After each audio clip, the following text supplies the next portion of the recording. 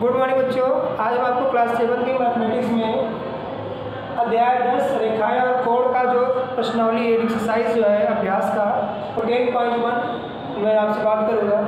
इसमें देखिए पहला क्वेश्चन आपका जो है आप लिखा है आपके बुक में पेज नंबर 124 पे वो ये लिखा है कि निम्नलिखित में से कौन से कथन सत्य हैं और कौन से असत्य हैं। तो आप ध्यान से देखोगे तो यहाँ पे देखिए पहला लिखा है कि रैखिक युग्म के दो कोणों का योग सदैव 180 अंश होता है। आपने जो है पिछले वीडियो में देखा होगा कि रैखिक कोण युग्म क्या होता है।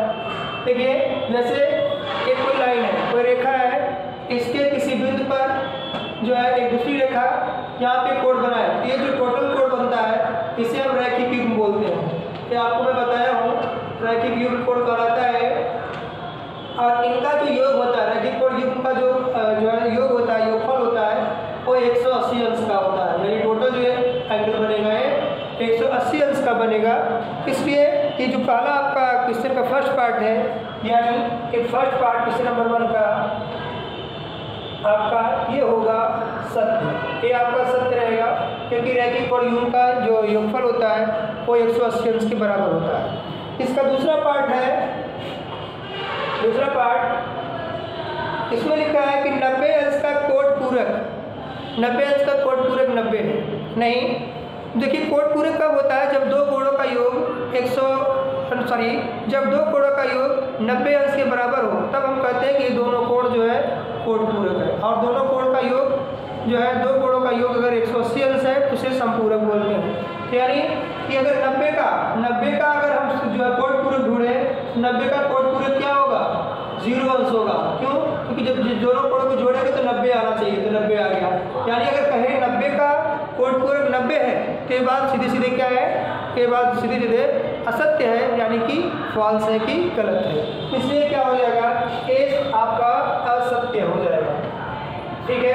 अगला इसका पार्ट जो है थर्ड पार्ट, उसमें आपसे कह रहा है कि न्यून कोण का संपूरक सदैव अधिक कोण होता है। सही जवाब, क्योंकि न्यून कोण है। संपूरक कोण क्या होता है मैं आपको बताया हूँ कि जब दो कोणों का योग 180 अंश के बराबर हो तब हम कहते हैं कि ये जो दोनों कोण है एक दूसरे के संपूरक है। तो कोई अगर न्यून कोण है तो उसका संपूरक अधिक कोण होगा ही। ठीक है, क्योंकि जो है अगर 180 अंश करना है तो अगर 90 से कम रहेगा तभी तो न्यून हुआ, और जो है दोनों का योग 180 अंश आना चाहिए। तो अगर एक 89 भी है तब दूसरा वाला भी 91 हो जाएगा।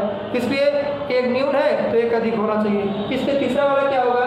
ये आपका स्टेटमेंट सत्य होगा। ठीक है। चौथा पार्ट इसका देखिए, फोर्थ पार्ट, इसमें आपको लिखा मिलेगा कि समकोण का संपूरक भी समकोण होता है। बिल्कुल सही जवाब। क्यों? क्योंकि सब जो है देखिए संपूरक क्या होता है? दो कोणों का योग 180 होना चाहिए। अगर एक 90 अंश है तो उसका संपूरक भी 90 अंश होगा, क्योंकि 90 दोनों को ऐड करेंगे तो 180 अंश के बराबर आएगा। अर्थात ये जो आपका चौथा जो है स्टेटमेंट है ये भी आपका सत्य होगा। ठीक।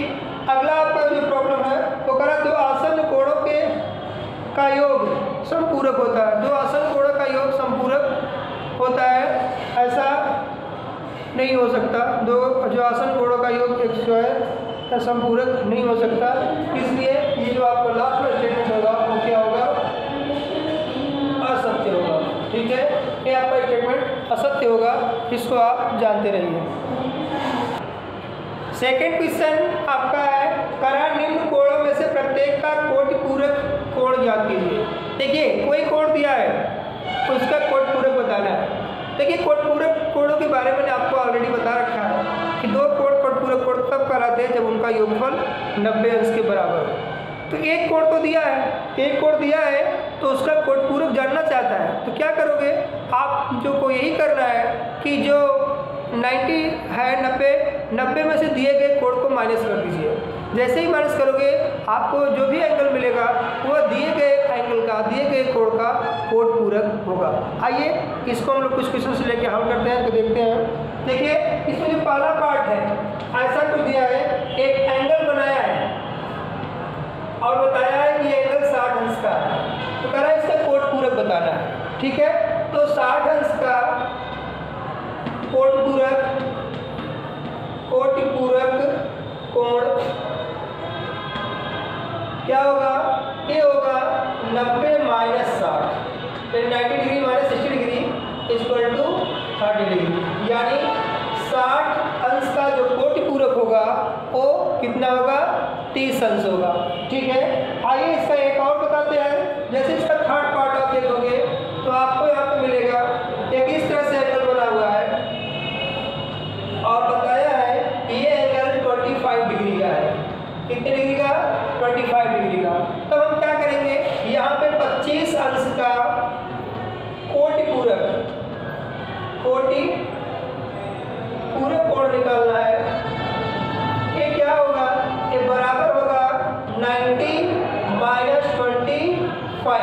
अब 90 में से हमको क्या करना है, 25 को सब्ट्रैक्ट कर देना है, घटा देना है। जो रिजल्ट आएगा वो इस 25 डिग्री का क्या होगा, कोटि पूरक होगा। देखिए माइनस करिए, 10 में से 5 निकालोगे तो 5 ही आएगा, यहाँ पे बचा 8, 8 में से निकालोगे 2 निकालोगे कितना आएगा, 4 आएगा, यानी कि कितना हो जाएगा, ये हो जाएगा 65 अंश, यानी 65 डिग्री आ जाएगा। और ये जो है 25 अंश का कोट पूरक कोण होगा। आइए कुछ और क्वेश्चन देखते हैं। क्वेश्चन नंबर 3 आपसे कह रहा है, इसमें आप देखेंगे लिखा है जांच कीजिए कि क्या कोणों के निम्न सूचित युग्म आसन्न कोण है। आसन्न कोण है, देखिए आसन्न कोण होने के लिए हम आपको बताए हैं पिछले वीडियो में कि आसन्न कोण कब बनता है। आसन्न कोण देखिए मैंने आपको बताया था कि जब कोई कोण हो, दो कोण हो और उन दोनों कोणों के फॉर्मेशन में कोई एक शीर्ष कॉमन हो और एक भुजा कॉमन हो। तो देखिए यहाँ पे ये कोण और ये कोण, दोनों कोण आसन्न कोण कहलाएंगे। क्यों कहलाएंगे, क्योंकि ये देखिए इस कोण जो कोण यहाँ पे बन रहा है, एक कोण ये बन रहा है, इसका नाम रख देते हैं POQR। ठीक, देखिए इसमें कोण POQ, ये कोण यानी कोण 1 मान लेते हैं, और कोण QOR यानी कोण 2, ये दोनों कोण आसन्न कोण कहलाएंगे। क्यों कहलाएंगे, इसमें एक शीर्ष कॉमन है। देखिए ये वर्टेक्स देखिए इस एंगल में भी है और इस एंगल में भी है, ये शीर्ष, एक शीर्ष कॉमन हो और एक भुजा, देखिए ये भुजा जो है OQ भुजा, इस एंगल 1 को भी बनाने में यूज हो रहा है और एंगल 2 के फॉर्मेशन भी एंगल के साइड जो है OQ यूज हो रहा है। तो ऐसा अगर कहीं देखने को मिले तो वो क्या है, वो आप दोनों जो है कोण जो है आसन्न कोण युग्म कहलाएंगे। देखिए आइए इसमें पता लगाना है कि क्या ये जो दिए गए हैं यहाँ पे एंगल AOB, एंगल AOB और दूसरा एंगल COD और एंगल COD, क्या ये दोनों आसन्न कोण युग्म है? ये दोनों आसन्न कोण युग्म नहीं है। एंगल AOB और एंगल COD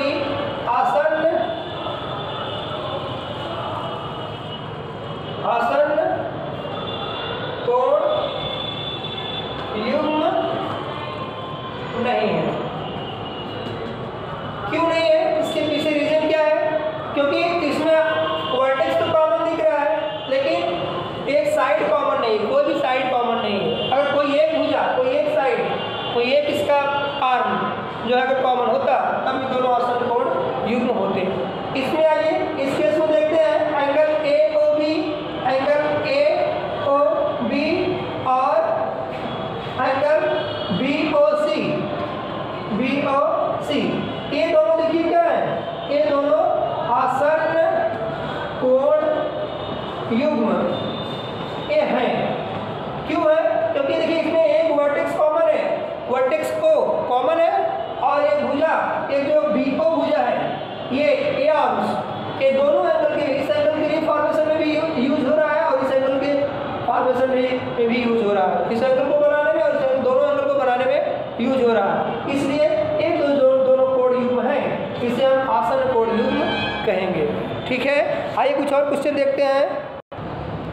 क्वेश्चन नंबर 4 आपसे कह रहा है कि निम्नलिखित कोणों में से प्रत्येक का संपूरक ज्ञात कीजिए। क्या करना है, इसमें हमको निम्नलिखित में संपूरक कोण जो है ज्ञात करना है। अब इसमें देखिए 168 का संपूरक बताना है।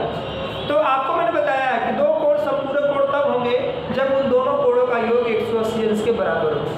यानी अगर एक कोण दिया है 168 तो इसका संपूरक निकालने के लिए हम क्या करेंगे, 180 में से दिए गए कोण को माइनस कर देंगे, तो जो रिजल्ट आएगा वह उस कोण का, इस दिए गए कोण का संपूरक कोण होगा। तो यहाँ पे क्या करेंगे, 168 अंश का संपूरक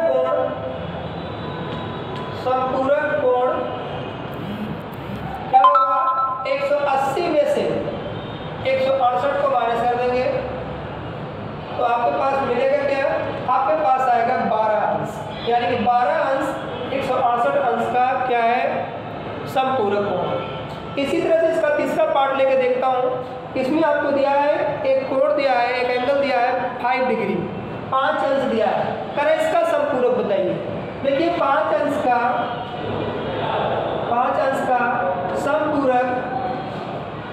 संपूरक कोण ज्ञात करने के लिए हम क्या करेंगे, 180 में से 5 को माइनस कर देंगे, 180 अंश में से 5 अंश को माइनस कर देंगे। जैसे ही माइनस करेंगे आपके पास 175 अंश आ जाएगा, यही 5 अंश का संपूरक कोण होगा। ठीक है, इसके बाद आप देखिएगा क्वेश्चन नंबर 5 आप जब देखेंगे, क्वेश्चन नंबर 5 में आपसे बोल रहा है कि निम्नलिखित कोणों में से प्रत्येक का कोण पूरक बताइए। इसमें कोण पूरक बताना है, तो जैसे आपने अभी क्वेश्चन नंबर 2 को किया था, कोण पूरक निकालने के लिए दिए गए कोण को 90 में से माइनस कर देंगे, फिर उसके बाद आपको वहाँ से कोण पूरक मिल जाएगा। तो इसको क्वेश्चन नंबर 5 आपको खुद से करना है। क्वेश्चन नंबर 6 में देखिए, इसमें करा निम्नलिखित कोणों में से प्रत्येक का संपूरक लिखिए। यानी अभी जो क्वेश्चन नंबर आपने 4 देखा है, सेम आपको वहाँ पे करना है। कुछ कोण दिए गए हैं, उसका संपूरक आपको पता करना है। इसके लिए कि आप क्या करोगे, दिए गए कोण को 180 में से माइनस कर दोगे। जैसे ही माइनस करोगे आपके पास जो कोण आएगा वो दिए गए कोण का संपूरक कोण होगा। इसलिए आपको क्वेश्चन नंबर 5 और क्वेश्चन नंबर 6 खुद से करना है। ओके, आइए कुछ और क्वेश्चन देखते हैं। क्वेश्चन नंबर 7 देखिए, इसमें आपको लिखा मिलेगा कि निम्न चित्रों में से प्रत्येक में कोण यक्स की माप जो है ज्ञात कीजिए। तो आपके पास देखिए 2 फिगर है, पहला फिगर यहाँ पे, इसमें आपको यक्स की वैल्यू बतानी है, और दूसरा फिगर आपके पास यहाँ है, इसमें आपको यक्स की वैल्यू बतानी है। तो मैं पहला डिस्कस करता हूँ। पहले फर्स्ट फिगर में देखिए, यहाँ पर अगर देखें एक पॉइंट में मान लेता हूँ आपका पॉइंट O है। इस पॉइंट O पर ये जो टोटल एंगल बन रहा है, यानी कौन सा टोटल एंगल, इसका नाम भी मैं रख देता हूँ। ये आपकी A लिखा है, यहाँ पे आपको B लिखा होगा और यहाँ पे आपको C लिखा होगा। तो देखिए angle AOB plus angle COB equal to 180, क्योंकि यहाँ पे लीनियर पेयर बन रहा है। यहाँ पे अगर हम देखें तो कह सकते हैं क्या, angle AOB plus angle BOC equal to 180। ऐसा क्यों, क्योंकि ये रैखिक युग्म बना रहा है, रैखिक युग्म। अब ध्यान दीजिए, एंगल AOB कितना है, AOB कितना है, AX है, तो हम यहाँ पे x रख देंगे, प्लस A कितना है, A आपके पास 66 अंश दिया है, 66 डिग्री, BOC 66, उसको इक्वल टू कितना है, इक्वल है किसके, 180 के। ओके, 180 अंश के बराबर है। अब क्या करेंगे, हमको x निकालना है, तो x को हम यहीं रोक लेंगे और राइट साइड में 180 अंश पहले से है, इसको हम 75 करेंगे। यहाँ पे प्लस 66 है, प्लस 66 है, उस साइड में जाएगा तो माइनस 66 अंश हो जाएगा। अब क्या करेंगे, 180 में से 66 को माइनस करेंगे, 10 में 0 में से 6 माइनस नहीं होगा, तो 10 में से 6 निकालोगे तो आएगा कितना, 4 आ जाएगा। यहाँ पे बचा 7 में से जब 1 निकालोगे, सॉरी 6 निकालोगे कितना आएगा, 7 में से 6 निकालोगे तो आएगा 1। ठीक है, उसके बाद लास्ट में यहाँ पे 1 बचा हुआ है, यानी x की वैल्यू कितनी आएगी, x की वैल्यू आएगी 114 अंश। ठीक है, इसी तरह से दूसरे वाले क्वेश्चन में जब आओगे तो इसमें आप देखोगे 55 अंश प्लस x प्लस 65 अंश, ये बराबर टोटल कितना आ जाएगा, 180 अंश। क्योंकि इस पॉइंट पर अगर मैं इसका नाम A रखूँ, इसको बोल दूँ B, A रहे O, इसको बोल दूँ C और A रहे D, तो इस पॉइंट ऊपर जो टोटल एंगल बनेगा एक लाइन के किसी लाइन के किसी पॉइंट पर एक पूरे साइड में ये टोटल एंगल जो बनता है ये कितने का बनता है? ये बनता है 180 अंश। तो इसलिए आप 180 अंश कर दिए। अब इन दोनों को ऐड करेंगे देखिए 5 और 5 10 और सिर्फ 6 5 11 1 12 यानी 120 अंश आ गया प्लस x बराबर कितना? बराबर आ गया 180 अंश। अब देखिए क्या x निकालना है, x पे यहीं पर रोक लेते हैं। 180 अंश राइट साइड में पा लेते हैं, ठीक है। 120 को उधर ले जाते हैं, ट्रांसपोज करते हैं, 75 करते हैं, तो 120 यहाँ पे प्लस साइन के साथ है, उस साइड में जाएगा तो माइनस के साथ हो जाएगा, ठीक। अब क्या करेंगे? अब जो है x में निकालने के लिए 180 में से 120 माइनस करोगे तो कितना आएगा? 60 अंश आएगा। यानी पहले केस में यानी पहले क्वेश्चन में x की वैल्यू 114 अंश आया है और दूसरे क्वेश्चन में जो x की वैल्यू आई है वो कितनी आई है? 60 अंश आई है। इसको आप अपनी कॉपी पे नोट करेंगे। अब इसके बाद का जो आप क्वेश्चन नंबर 8 9 10 और इसके आगे के जो क्वेश्चंस है उसको हम आपको नेक्स्ट वीडियो में डिस्कस करेंगे। आज के लिए बस इतना ही, तब तक के लिए धन्यवाद।